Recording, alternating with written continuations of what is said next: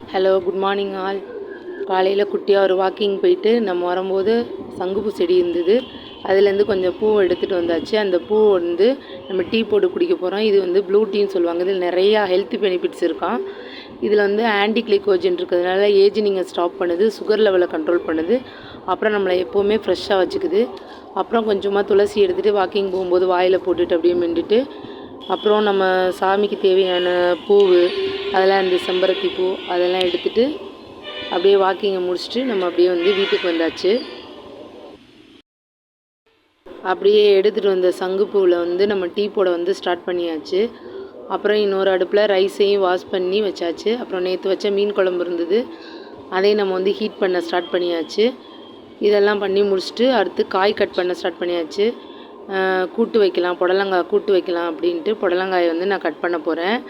புடலங்காய் கூட நான் வந்து இன்றைக்கி கடலைப்பருப்பு போட்டு வைக்க போகிறேன். அந்த கையோடு அப்புறமா பாலும் போட்டாச்சு.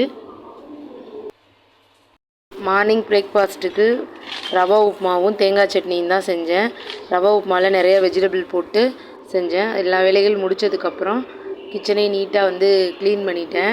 க்ளீன் பண்ணிட்டோன்னா நமக்கு கொஞ்சம் நீட்டாகவும் இருக்கும், கொஞ்சம் டென்ஷன் ஃப்ரீயாகவும் இருக்கும்.